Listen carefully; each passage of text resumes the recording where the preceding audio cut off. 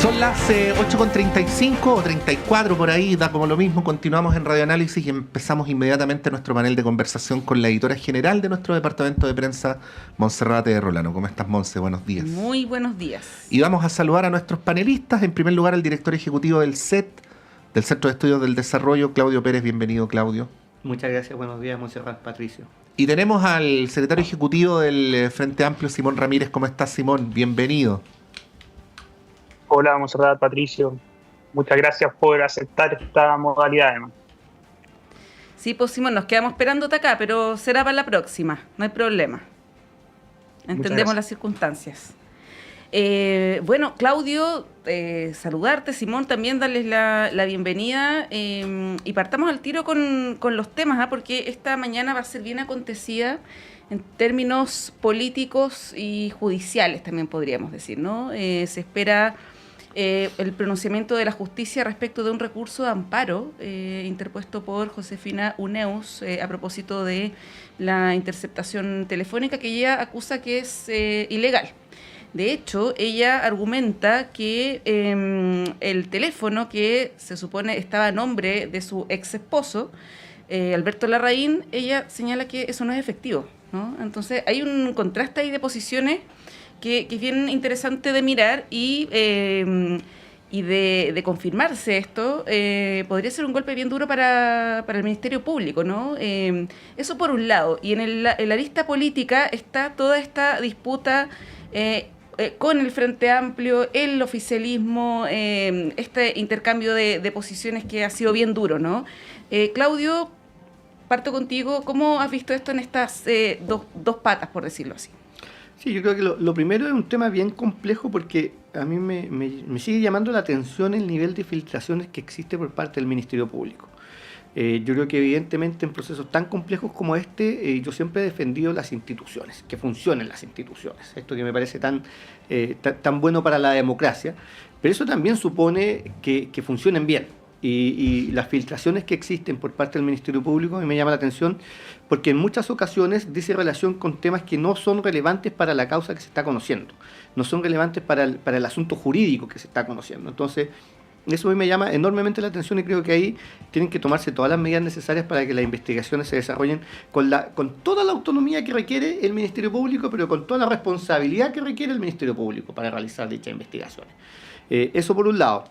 Lo segundo es que, bueno, más allá del resultado, lo que se pueda saber hoy día respecto de esta acción constitucional, de este amparo que se ha presentado, a mí me parece que hay hechos gravísimos que deben ser investigados en toda su profundidad y en todas las dimensiones. Por lo tanto, a mí me parece que eso de estar como atribuyendo responsabilidades de que esto era de un partido, esto era de otro, que no se le conoce militancia, yo creo que es completamente irrelevante para el fondo del asunto respecto a los hechos tan gravísimos que además han ido mostrando cierto nivel de transversalidad también, por lo menos en el mundo de la centroizquierda, en este caso en específico. Y a mí me parece que el foco debe estar ahí, más allá de decir dónde estaba la militancia de un actor que evidentemente ha mostrado unos niveles de complejidad en las relaciones políticas, para decirlo en estos términos, bien graves, que yo creo que hay que investigarla en todo lo que eso signifique. Sí, ahí, Claudio, antes de ir con Simón, no hay una relación, por decirlo de alguna manera, dialéctica en las dos dimensiones que tú señalaste para tu análisis, porque en el papel, y esta es además nuestra posición editorial, el Ministerio Público tiene que hacer su labor exento de las presiones del sistema político, ¿no? En el papel. Pero si se llega a comprobar, como enunciaba Monse, que las acciones del fiscal juegan al margen, o incluso más allá del margen de lo que está establecido, ¿no daría Paulo para dar mayor fundamento a quienes piensan que aquí podría haber parcialidad? O sea, tú has hecho el ejercicio analítico de separar, pero esa separación dialoga también, ¿no? ¿Cómo lo?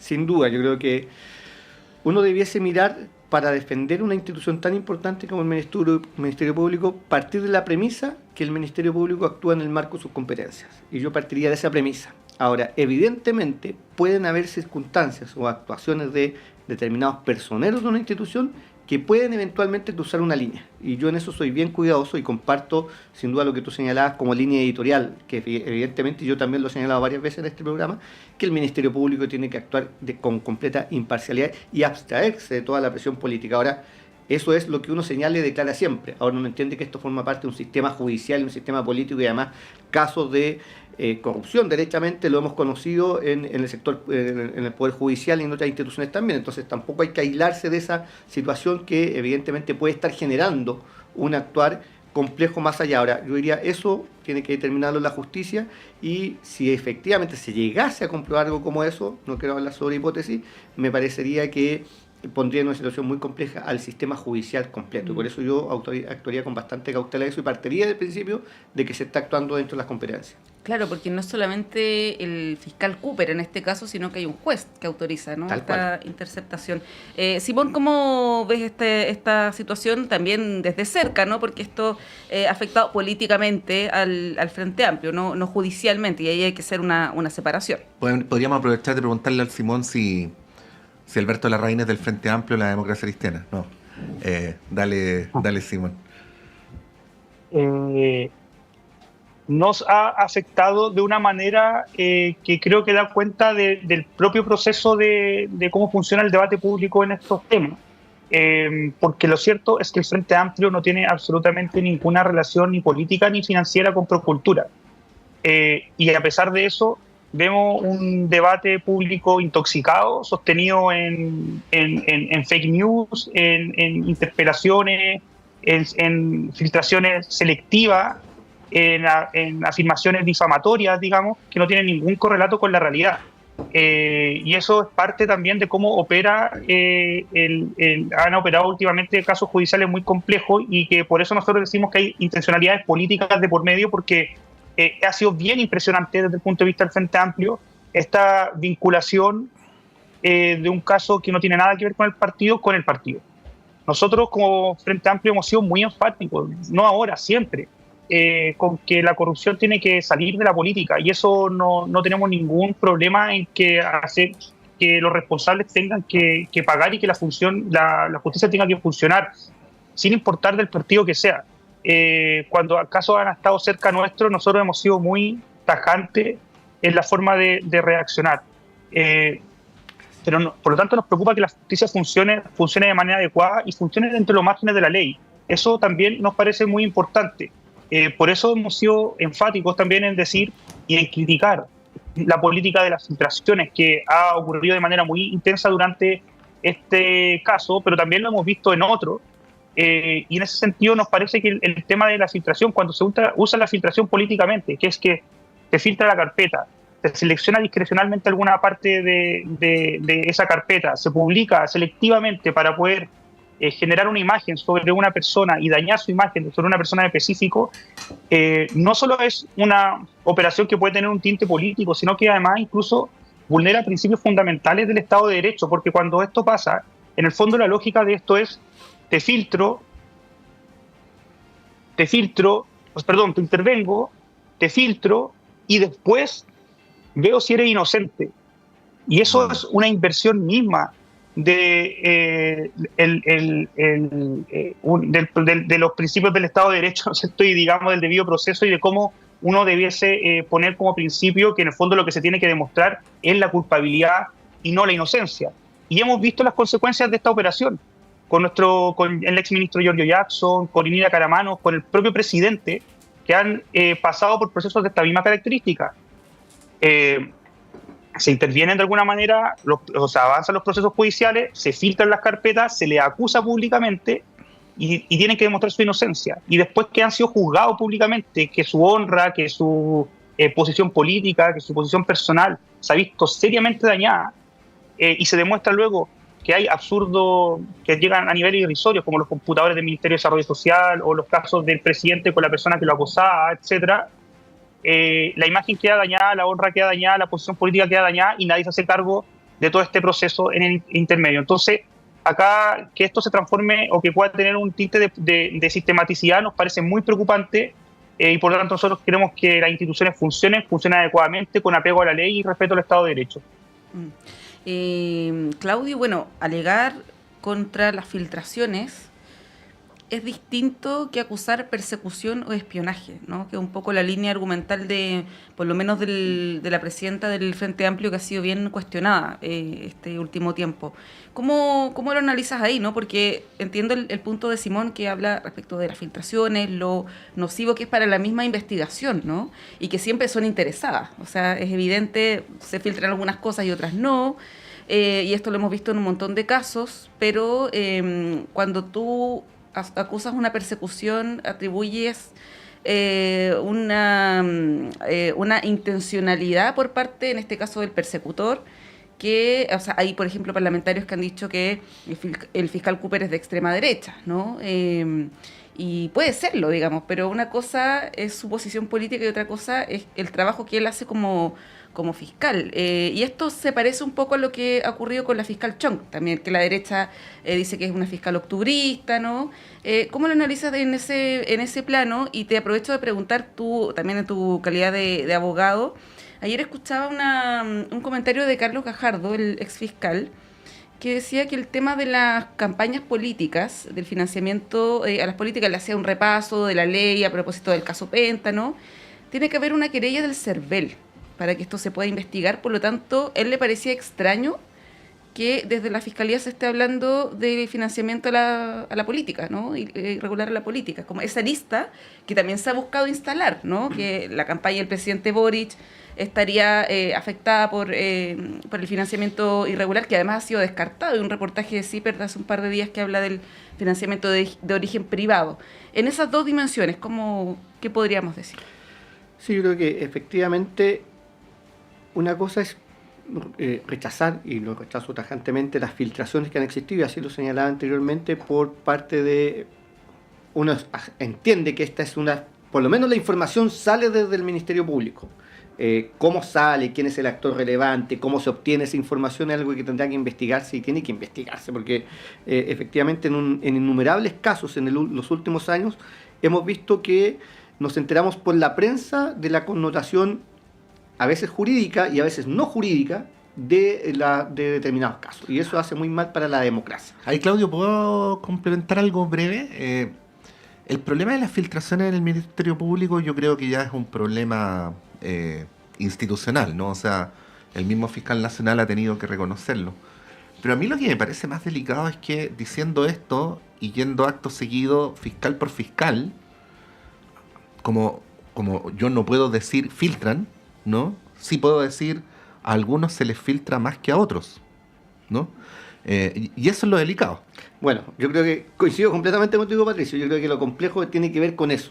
Ahora, yo creo que de ahí atribuir una connotación de persecución política hay un paso mucho más complejo, que también le hace muy mal hacer esa afirmación sin tener los antecedentes. Es decir, si por un lado existen filtraciones, hay que investigarse. Ahora, atribuir esa intencionalidad a las investigaciones supone cierta actuación dolosa por parte de funcionarios del Ministerio Público, que yo creo que eso también es complejo de nuevo, porque en esto, nuevamente, como se trata de una institución tan relevante para la democracia, yo creo que hay que abordarlo con la prudencia que sea necesaria para eso. Ahora, lo que sí es cierto es que esto, de una u otra forma, tiene que cesar por parte de lo que ocurre en la institucionalidad del Ministerio Público, porque la verdad es que cada vez que estamos frente a un caso complejo, uno pudiera decir, se filtra información que no es relevante para el caso con la intención de generar otro ambiente político, otra sensación política, o a veces derechamente con la intención de distraer el foco a lo comunicacional, sacándolo de lo estrictamente jurídico. Y así lo hemos visto en una serie de casos, por ejemplo,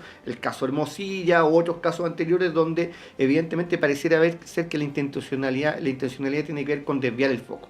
Ahora, respecto de lo que se ha señalado, que con cierta intencionalidad del financiamiento irregular de la política, efectivamente es algo que tiene que investigarse con toda cautela, sobre todo en un año electoral. Yo creo que eso le hace muy mal al sistema político de nuevo. El CERVEL tendrá que realizar las acciones que correspondan, que sean pertinentes, si es que ameritan los antecedentes, por cierto. O sea, evidentemente una cosa es filtrar un titular a la prensa y otra es que efectivamente existan antecedentes. Y en ese sentido yo tengo la certeza de que el CERVEL actúa muy seriamente en este tipo de cosas. Es decir, no se va a prestar para algo que no diga relación con lo estrictamente jurídico y necesario que tiene que hacer. Entonces yo, en ese sentido, creo que el CERVEL tendrá que hacer lo que corresponde institucionalmente, pero lo del Ministerio Público me parece de una gravedad tremenda, la filtración y el nivel de información que se filtra y la rapidez con la que se filtra. Yo no recuerdo bien, pero me parece que hace unos días una declaración que se había producido en la mañana estaba filtrada en la tarde. Entonces me parece que eso es de una gravedad tremenda. Sí. Simón, dale. Sí, gracias. Creo que en lo que tú preguntabas, Patricio, bueno, yo quería poner en cuestión algunas de las premisas. Primero acá no había una declaración de la presidenta del partido que haya sido su posición y la que haya estado cuestionada. La presidenta del partido ha estado dándole voz y vocería a posiciones colectivas del partido. Entonces, en el fondo, ha sido la dirección nacional la que, y también hemos visto, por ejemplo, al secretario general, yo también, y hemos estado en distintos medios planteando nuestras posiciones políticas al respecto, que han sido las del partido. Eso es una primera cosa. Y lo segundo es que yo quiero hacer un matiz, que me parece que no es solo semántico, es relevante, que nosotros en ningún lado van a encontrar una declaración que diga que acá hay una persecución política. No ha habido ninguna declaración que plantee una hipótesis como esa. Lo que nosotros hemos planteado es que se ha identificado una extralimitación muy importante respecto de una medida intrusiva, que son las escuchas, y lo que hemos dicho es que eso no puede ocurrir. Y hoy día, y nosotros decimos, bueno, si vemos que ocurre esta extralimitación de la escucha, que vemos que además que el fiscal sabía que la persona a la que estaba escuchando no era para la cual tenía permiso entregado por los tribunales de garantía para poder escuchar, que además vemos una sistemática serie de filtraciones que no se vinculan con ninguna ilegalidad, que busca instalar unas ciertas posiciones que debilitan la posición pública o dañan la posición pública de ciertas personas que son políticos, y esto es sistemático. Entonces nos preguntamos, bueno, quizás hay una finalidad política de parte de eso y que nosotros cuestionamos, pero nunca hemos hablado de persecución. Nosotros siempre hemos hablado de que lo que nos interesa es que la justicia funcione.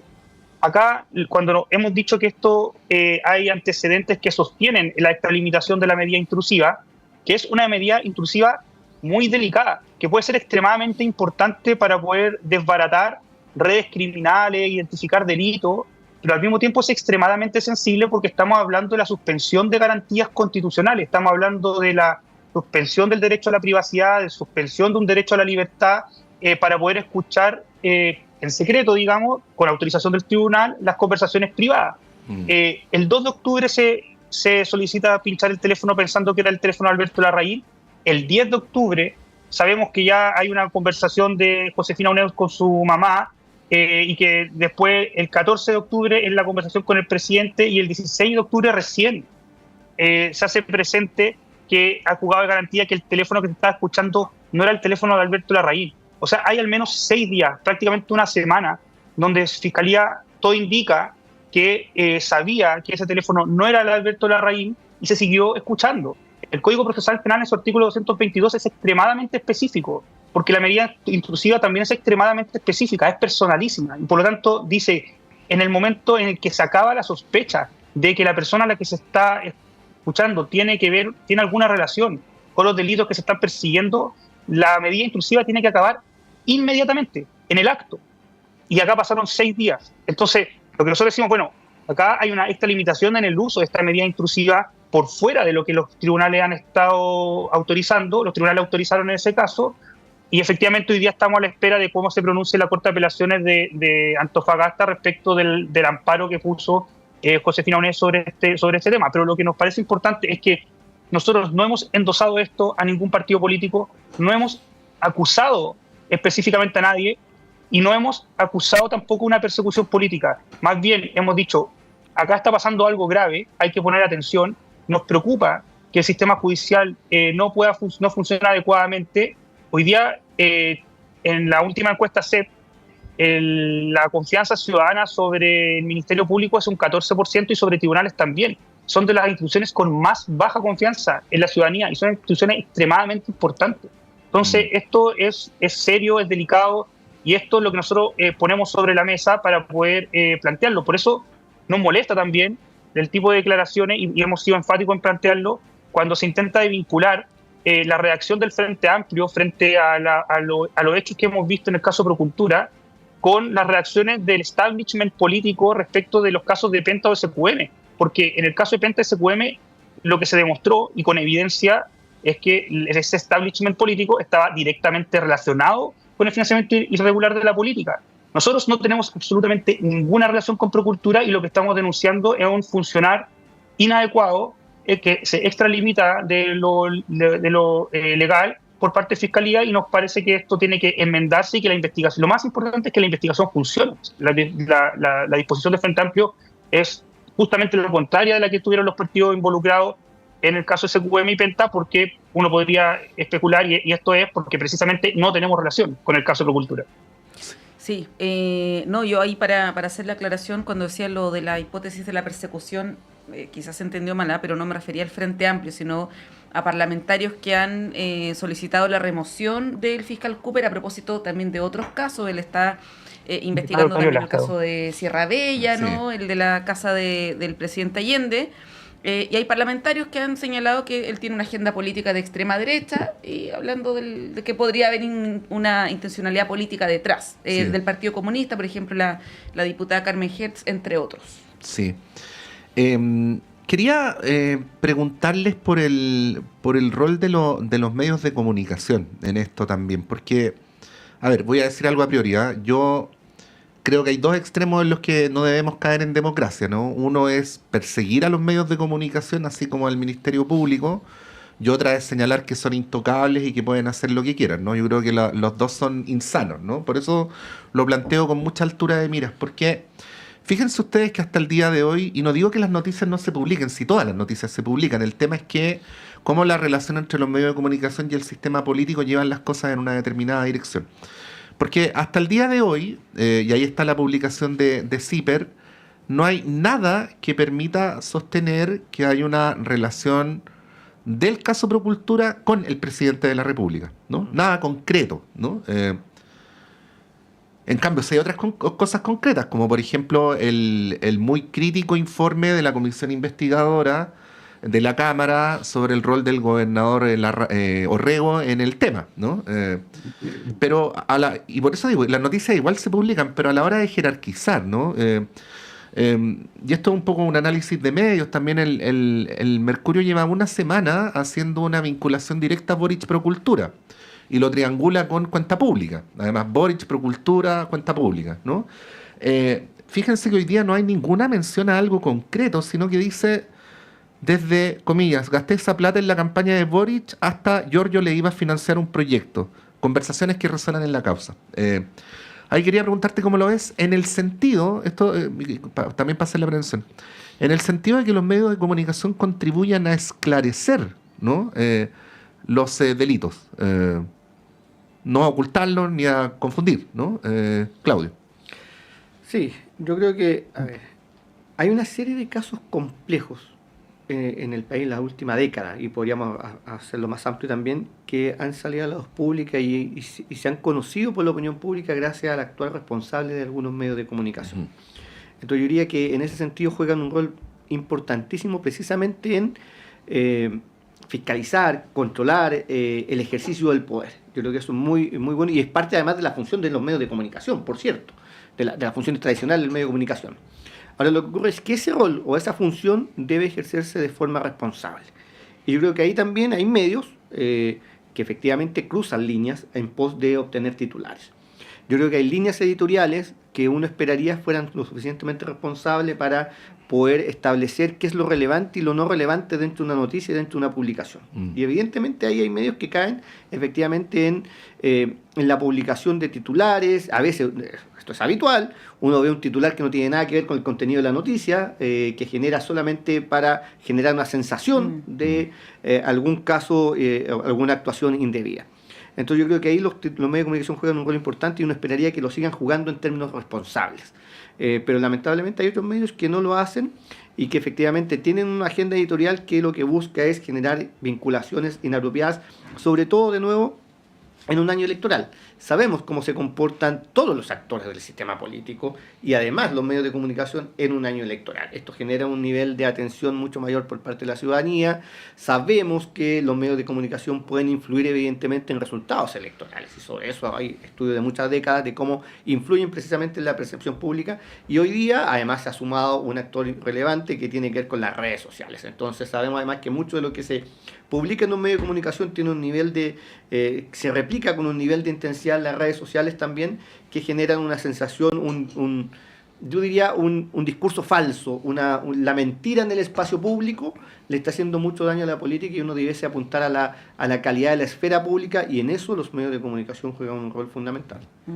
Sí, nos tenemos que ir a la pausa, Simón, Claudio, pero antes quería hacer un comentario, lo podemos retomar a la vuelta, porque llama la atención. Ayer hacíamos alusión al doble estándar respecto del apoyo o no apoyo al Ministerio Público. Yo citaba una frase de Evelyn Matei de hace un año, el 27 de abril del año pasado, donde acusaba a la Fiscalía de inventar pruebas para acusar a el ex general director Yáñez, ¿no? Y ahora todos defienden a la Fiscalía a propósito de este caso, pero también quería hacer alusión al tema de la corrupción, ¿no? Porque hemos tenido muchos casos de corrupción este último tiempo, transversales, y llama la atención que, por ejemplo, y no quiero enseñarme con Evelyn Matei, pero ayer ella tuiteó algo que me llamó mucho la atención, lo voy a leer, ella como representante también de su sector. Dice, la corrupción es un robo a cada chileno que espera una operación, más seguridad en las calles, mejor educación para sus hijos. Chile merece respuestas claras, ¿dónde está la plata? ¿Quién la tiene? ¿Cuándo la van a devolver? Y está muy bien, ¿no? Que todos tengan esa preocupación por la corrupción. Sí, pero ¿cuál plata? Claro, primero, pero además uno esperaría que tenga esa misma reacción frente a otros casos de corrupción que han afectado a su sector y donde no ha habido un pronunciamiento tan enérgico, ¿no? Y al revés pasa lo mismo, pero ahí está el tema del doble estándar que distancia muchas veces a la ciudadanía de la política. Eso. Yo creo que Simón quiere agregar algo, pero como son las 9:01, vamos a la pausa y ahí a la vuelta te damos... Iba a decir chip libre, pero eso no lo podemos hacer porque tenemos también horarios, pero te damos la palabra ahí plena. Pasa como me pongo. Eso. Vamos y volvemos.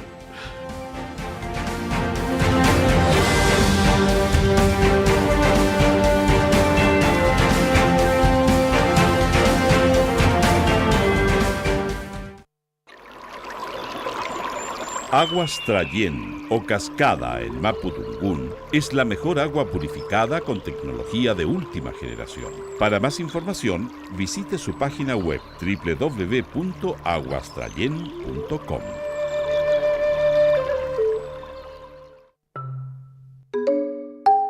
Perdidos en el espacio, casi 30 años al aire. Músicas raras y más raras. Instagram, @Perdidos en el Espacio 2003. Lunes, 22 horas.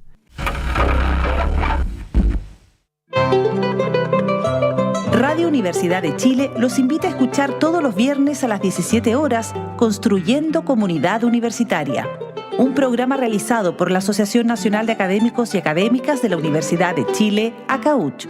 Este espacio tiene como objetivo dar a conocer el trabajo de las y los miembros de la comunidad universitaria con acento en lo que hacen, piensan y proponen los académicos con una perspectiva interdisciplinaria.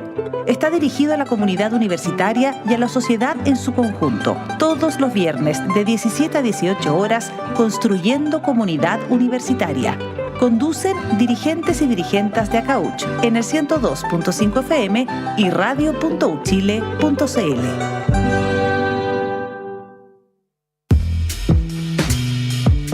¿Cómo les va? Soy David Ponce, conductor y periodista de Altavoz, y les invito a sintonizar nuestro programa cada sábado y domingo a las 7 de la tarde por Radio Universidad de Chile.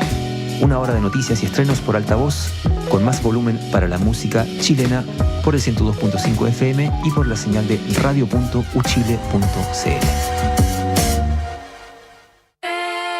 Saludos a todos nuestros auditores y auditoras de Radio Universidad de Chile. Les habla Jan Flores Quintana, cientista político, y les invito a escuchar todos los miércoles a las 22:30 horas el programa Memorias de Futuro.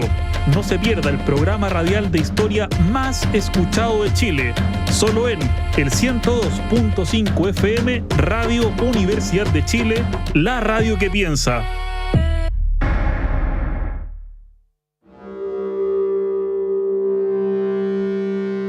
Jueves a las 5 de la tarde te esperamos en Travesías, Arte y Política, el nuevo programa de Radio Universidad de Chile dedicado al devenir del arte contemporáneo en Chile y América Latina. Soy Alessandra Muroto y te invito a formar parte de la comunidad de Travesías en el 102.5 FM y por la señal digital radio.uchile.cl.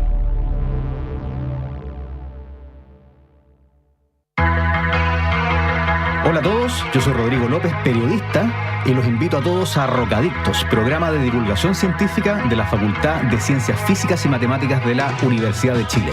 Todos los miércoles a las 4 de la tarde por la 102.5 hablamos de ciencia, tecnología y cultura pop, junto a personas del mundo de la ciencia. Recuerda, todos los miércoles por la 102.5 FM Rocadictos.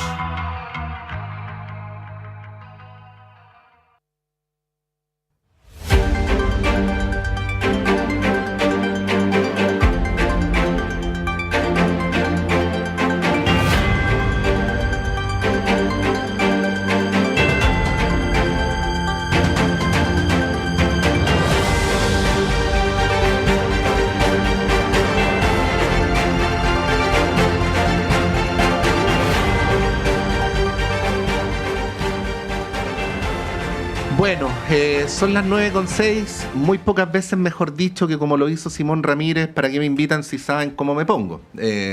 Don Simón Ramírez, la palabra es suya. Sí, comparto mucho del diagnóstico que planteaban Patricio Monse también respecto a los medios de comunicación y la coherencia también por un lado de las actividades políticas, digamos. Respecto a los medios,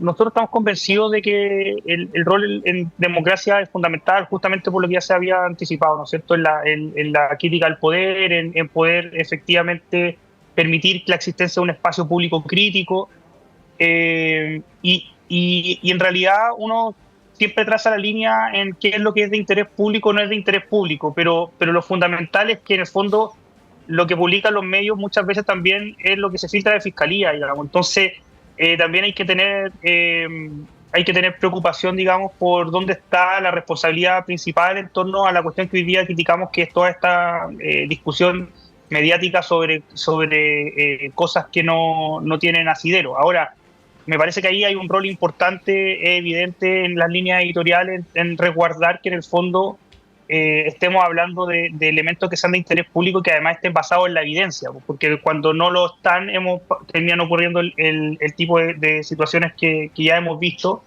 y que de todas maneras yo creo que no hay que ser ingenuo, y nosotros sabemos que tenemos una situación crítica en el país en términos de el control mediático por parte de grandes oligopolios, digamos, y que en el fondo la finalidad editorial última muchas veces no tiene que ver tampoco con un modelo de negocio determinado, sino que también más bien con dar un espacio a una disputa política, ideológica, y creo que en televisiones son muy evidentes, digamos, que el grupo Betia sea de la familia Solari, que el grupo Luxich tenga Canal 13, que ambos sean canales que no tienen números positivos o grandes números positivos, en el caso del Canal 13 números negativos, y se mantienen los controladores, porque en el fondo el objetivo en el negocio no está ahí, digamos, y eso yo creo que es importante.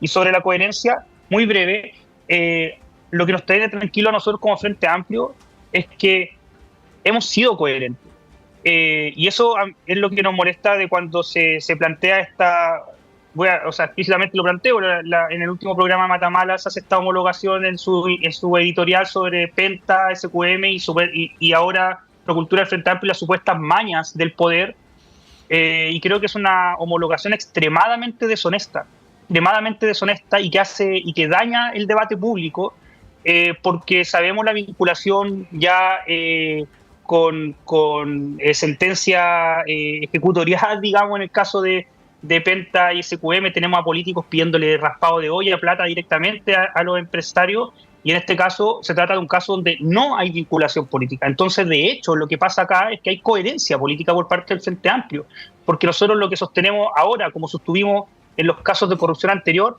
es que hay que sacar con toda la fuerza del sistema judicial a la corrupción de la política, y nosotros vamos a ser los primeros garantes y defensores de que los procesos judiciales avancen con la máxima celeridad posible.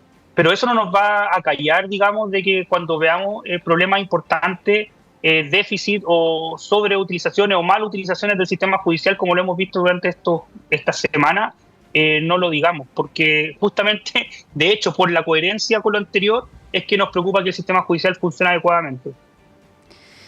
Bien, les propongo abandonar un poco el caso Procultura, las implicancias que esto puede tener. Es noticia en desarrollo. Hay algunas otras cosas de las cuales hablar. Sí, hay cosas que también son importantes. Tengo duda del tema, pero no les voy a proponer que hablemos de anime, por cierto, pero sí de una pugna bien interesante, no sé si pugna, pero tensión, por lo menos, interesante y yo diría que inédita, entre el gobierno, este gobierno y el Consejo Fiscal Autónomo, a propósito de un informe, que es un informe trimestral, lo presentaron en el Congreso a principios de esta semana, donde hace alusiones bien duras a el manejo económico del gobierno respecto del el gasto fiscal, ¿no? El déficit fiscal. Esto abre un montón de discusiones sobre la administración por parte del ministro Marcel, que hay algunos que la cuestionan bastante. También el tema del gasto fiscal, que es un tema en sí mismo, ¿no? Ayer Marcel también daba una respuesta respecto de esto. Se ha hablado y es tema también de las campañas, ¿no? De eliminar funcionarios públicos, que está todo de alguna manera concatenado, Claudio, y ahí te quería pedir una opinión, ¿no? Porque hay quienes plantean que detrás de este pronunciamiento del Consejo Fiscal Autónomo también puede haber algo ahí de agenda política, ya que estamos a propósito de la Fiscalía, ¿no? ¿Cómo lo ves? Sí, mira, yo lo primero diría que el Consejo Fiscal Autónomo, precisamente como organismo propiamente tal, juega un rol bien importante, precisamente en su rol y en sus atribuciones que tiene. Lo que sí llama la atención es que no había estado nunca, o por lo menos que yo recuerde, tanto en la agenda pública, los informes del Consejo Fiscal Autónomo. Y yo creo que en eso hay que poner un poquito de ojo, que tiene que ver, yo no diría necesariamente con una cierta agenda propiamente del Consejo Fiscal Autónomo, porque también hay que entenderlo en un contexto económico. El Consejo Fiscal Autónomo está haciendo su trabajo, se pronuncia respecto de la situación económica que está ocurriendo en el país. Y eso precisamente puede abrir pie a que los medios de comunicación, de nuevo, en este rol de los medios de comunicación, pongan más ojo o más detalle en los informes del Consejo Fiscal Autónomo, que tal vez antes no lo hacían, antes no se hacía. Yo creo poner eso en el marco. Hay un contexto en el cual el Consejo Fiscal Autónomo evacúa sus informes. Eso por un lado. Yo diría que por otro lado, el rol del ministro Marcel evidentemente ha sido cuestionado de forma permanente, diría yo, por la derecha en torno a lo que significa la administración del gasto público. La derecha tiene un foco bien importante siempre en el gasto público, en cuánto gasta la administración del Estado. Y yo sobre eso creo dos cosas. Una, que evidentemente el gasto tiene que ser siempre lo más eficiente posible. Uno debiese tratar de gastar la plata de la billetera pública de la forma más eficiente posible. Ahora, en paralelo a eso, creo que el gasto público juega un rol muy importante en varios aspectos, pero yo solo voy a destacar dos. Uno, que tiene que ver precisamente en todo lo que dice relación con una red de protección social para las personas, y para eso a mí me parece que evidentemente siempre hay que recaudar más para gastar más, y esa recaudación tiene que hacerse, y ese gasto tiene que hacerse de forma responsable para satisfacer las necesidades de las personas en cuanto a protección social, y en eso yo creo que debiese avanzarse mucho más y de forma muy permanente. Y también lo juega precisamente el sector público, precisamente en los distintos mecanismos que pueda tener para el fomento de la inversión y la productividad del país. Y creo que ahí también hay que poner mucho ojo de la forma en que se hace eso. A mí me parece que esto hay que mirarlo, por un lado, el trabajo del ministro Marcel por lo que significa recaudación fiscal, y por otro lado lo que significa evidentemente eficiencia en la administración y en el gasto público. Y diría que efectivamente, además sabemos que hay cambios en la dirección del Consejo Fiscal Autónomo, hay un nombre además que estaba proponiendo el Ejecutivo que no resultó aunar los nombres adecuados. Me parece que el nombre al que ha llegado de Paula Benavides es un muy buen nombre, una muy buena economista que le va a hacer muy bien al Consejo Fiscal Autónomo. Futura ministra de Hacienda de Janet Jara. Bueno, probablemente. Habrá que ver qué es lo que pasa en los resultados electorales, pero me parece que hay que mirarlo en ese contexto. Ahora, evidentemente, de nuevo, dado que hay un foco por parte de los medios de comunicación respecto a lo que está evacuando el Consejo Fiscal Autónomo, se ha ido subiendo un poquito el tono que me parece que es propio de nuevo de un año electoral. Si el año electoral cambia toda la dinámica y cambia la connotación de la discusión en la esfera pública también. Yo lo miraría en ese marco. Sí, muy cortito, Pato. A mí me llama la atención cuando se habla de economía como si fuera una ciencia exacta. Y no lo es, pues. O sea, hay posiciones ideológicas detrás, que son legítimas, por cierto, pero... Iba a decir lo mismo, me podría explayar, pero lo haré muy corto para que Simón pueda hablar. La economía, yo no sé si ahora tanto, pero yo diría, Claudio, durante los primeros décadas, lustros de la transición, era, ¿qué duda cabe el campo hegemónico? ¿No? O sea, el poder en buena medida se expresaba a través de la economía.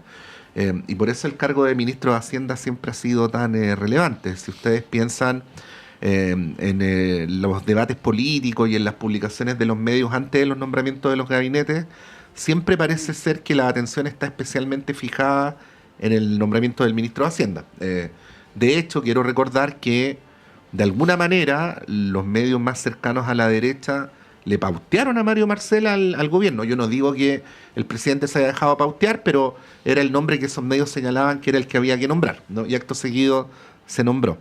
De aquí es donde entramos a la dificultad, y ahí te doy la palabra a Simón, porque dice, respecto al Consejo Fiscal Autónomo, y tengo aquí abierta la página del propio Consejo Fiscal Autónomo, es que es un organismo técnico, ¿no? Pero a propósito de lo que dice Monse, ¿hasta qué punto la economía es técnica y dónde empieza a ser ideológica, ¿no? Y esa es una pregunta muy difícil de contestar. Porque a propósito del informe del Consejo Fiscal Autónomo que motiva la respuesta de Marcel, yo simplemente diría dos cosas. Cuando Marcel habla de que es un tono, dejen buscar la palabra, la frase textual, inusualmente severo, ¿sí? Sí. Yo creo que esa es una descripción. O sea, no hay un informe del Consejo Fiscal Autónomo con este tono en los años anteriores desde su creación el año 2019. Pero lo segundo, y es donde a la pasada Marcel expone que es un tema también de debate ideológico, es cuando señala que la responsabilidad fiscal también se ejerce incrementando los ingresos, ¿no? Y que el informe del Consejo Fiscal Autónomo, siendo muy largo, prácticamente no hace referencia a ese punto, ¿no? En la recaudación. Que el tema de la recaudación, que tiene todo ese correlato de las políticas tributarias, de los impuestos y así sucesivamente, ¿no? Simón.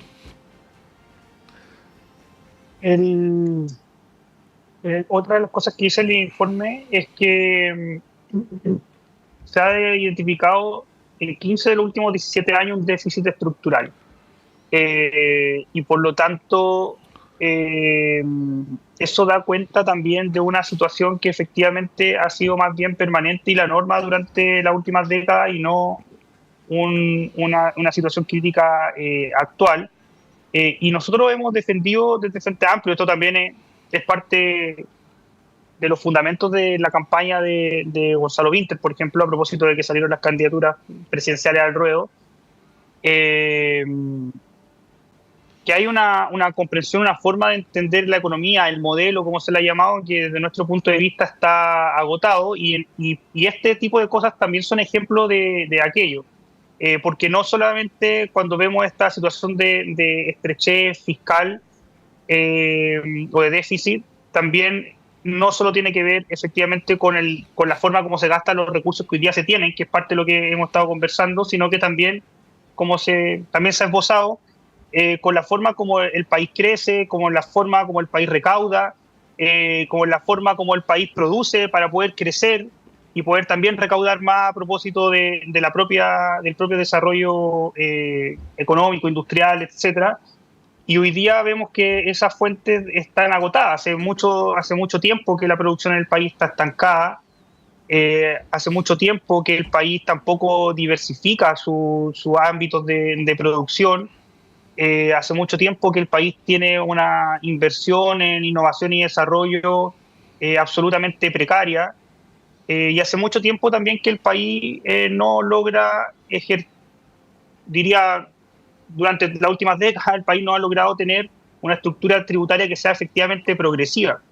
Y cada vez que esta discusión se pone sobre la mesa, se rasgan vestiduras respecto de los principios de la recaudación fiscal y que los impuestos son una forma de expropiación, etcétera, etcétera. Y lo hemos visto, y de hecho el informe efectivamente es severo, pero también al mismo tiempo hemos tenido durante este gobierno un intento sistemático desde el comienzo de poder avanzar en una reforma tributaria que en lo único que terminó pasó de reforma tributaria a pacto fiscal, a leyes particulares dentro del pacto fiscal, y la única que se logró avanzar es la de compromiso tributario para contener en cierto sentido la elusión y la evasión, pero de una manera bien inicial, digamos, bien pequeña en su efecto.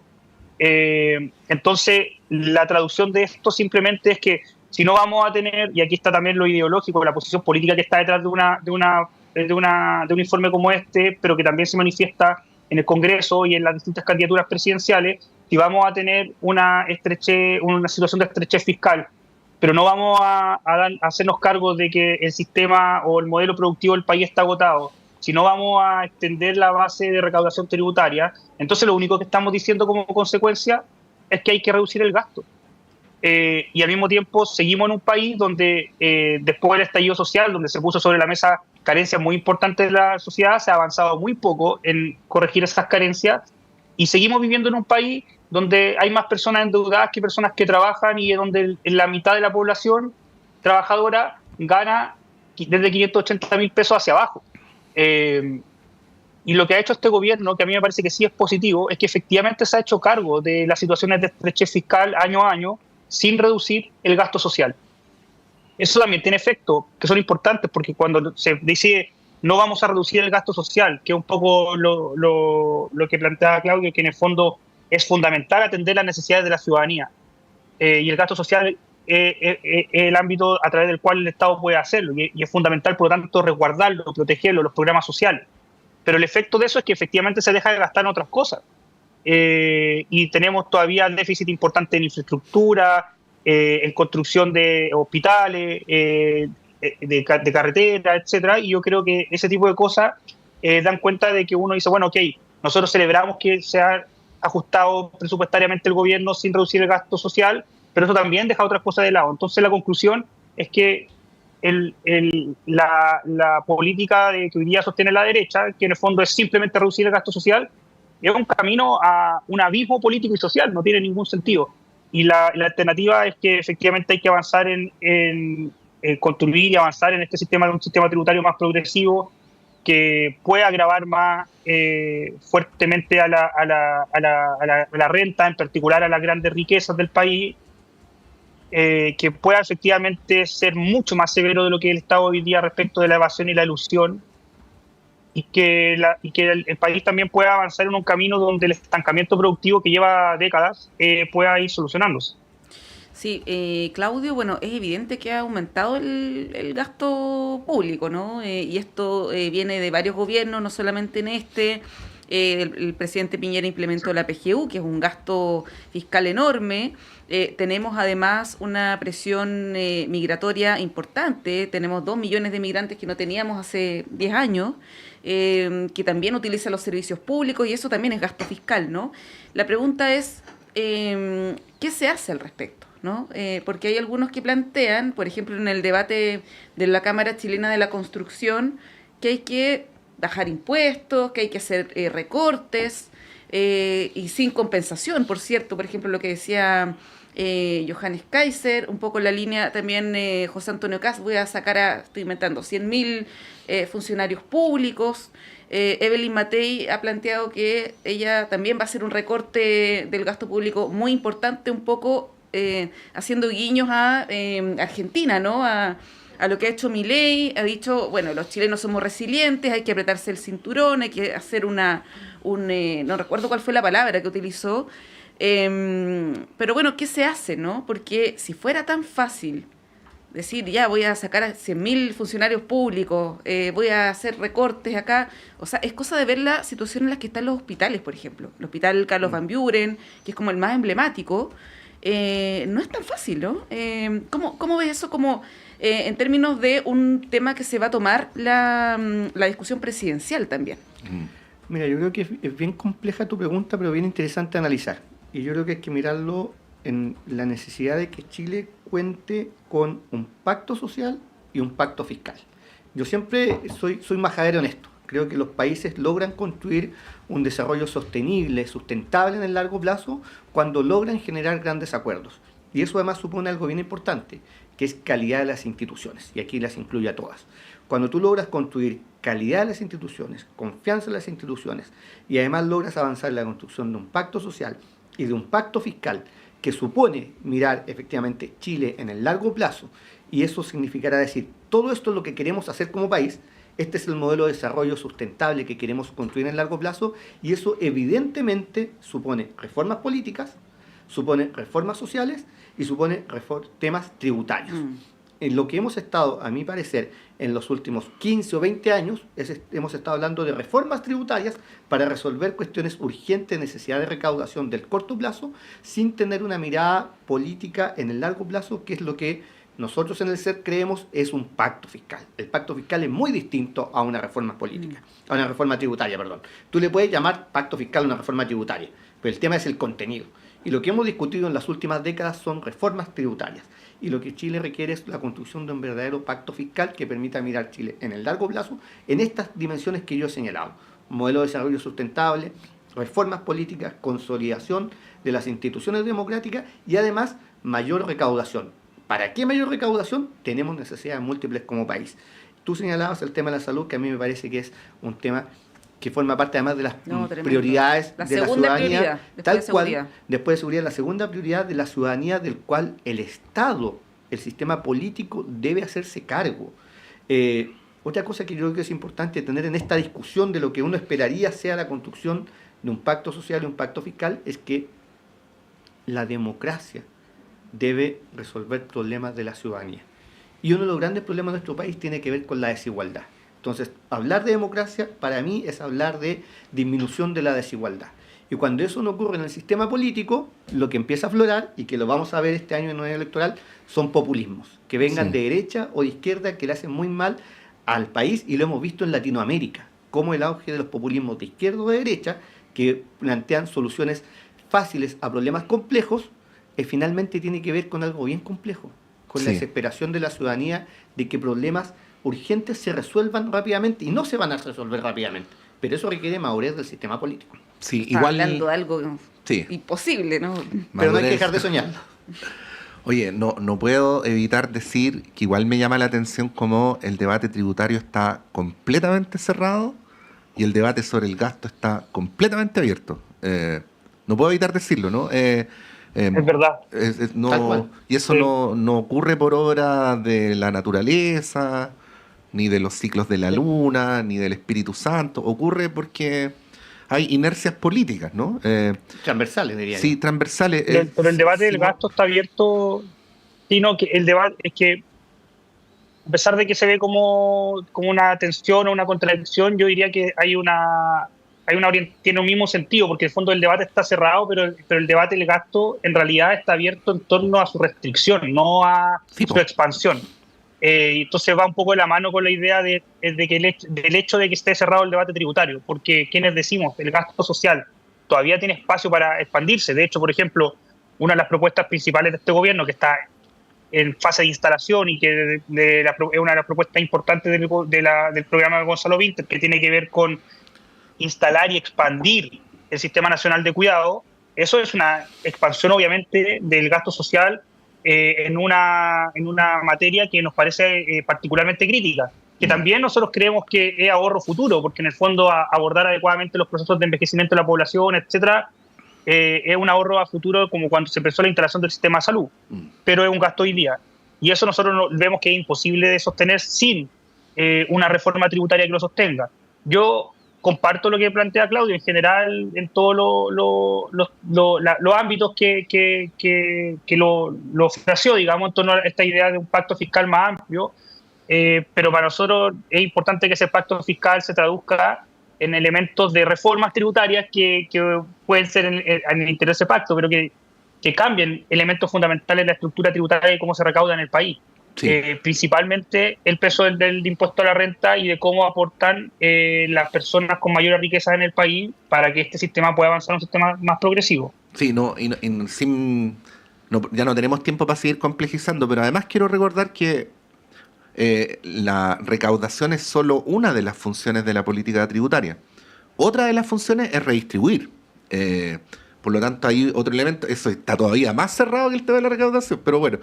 Antes de irnos a la pausa, Simón, Claudio, Monse, les queremos mostrar las declaraciones hechas por el presidente de la República a la entrada del Consejo de Gabinete que estaba citada para ahora, donde habla de la gira reciente por Asia y también del caso Procultura. Escuchémoslo. Ahora, paralelamente a esta exitosa gira, y como todos ustedes saben, se han informado desde diferentes fuentes el contenido de una investigación judicial vinculada a la Fundación Procultura. Y sobre esta materia, quiero recalcar algo que he dicho en más de una ocasión, pero que me parece importante también en estos tiempos en donde se dicen muchas cosas. La justicia, la fiscalía, las diferentes instituciones tienen que hacer su trabajo y tienen el deber de hacerlo bien en el marco de un Estado de Derecho. Y la existencia de instituciones de justicia autónomas y fuertes es un bien esencial para la democracia y para la existencia misma de un Estado de Derecho. Y en ese sentido, los principios y las convicciones democráticas y de respeto al Estado de Derecho no sirven si es que son meramente declaraciones de buenas intenciones. Y se ponen a prueba justamente cuando son los propios o uno mismo quien está bajo la lupa. Ante ello, y como presidente de la República, quiero reafirmar ante ustedes, mis colaboradores, pero ante todo el país, mi convicción de que en Chile no hay nadie por sobre la ley y que las instituciones deben funcionar y hacer bien su trabajo. Queridos y queridas ministras, hoy estamos a 15 días de nuestra última cuenta pública. Ha pasado rápido el tiempo y tenemos mucho que contarle al país respecto de lo logrado y respecto de las perspectivas de futuro. Es una saludable tradición que se remonta de hace ya más de un siglo, el rendirle cuenta a Chile de los avances, de los obstáculos, de las dificultades, de las esperanzas, de todo lo que nos toca asumir como gobierno.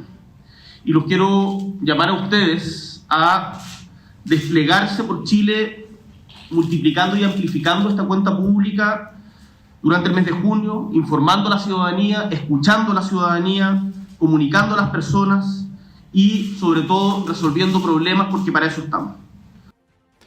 Bueno, ahí está el presidente de la República dando su apreciación. Bueno, marcó una posición ahí bien clara, sin matices respecto a la investigación del caso Procultura. ¿Cuánto me gustaría preguntarles, Claudio, Simón? Pero no va a poder ser. Muchas gracias, que estén muy bien, que tenga buen fin de semana. Muchas gracias, Monserrat, muchas gracias, Patricia. Simón, muchas gracias, que tenga buen fin de semana. Chao a todos por allá, muchas gracias, que estén muy bien. Sí, con Monse vamos a ir un breve alto y a la vuelta está Diana Porras con ustedes.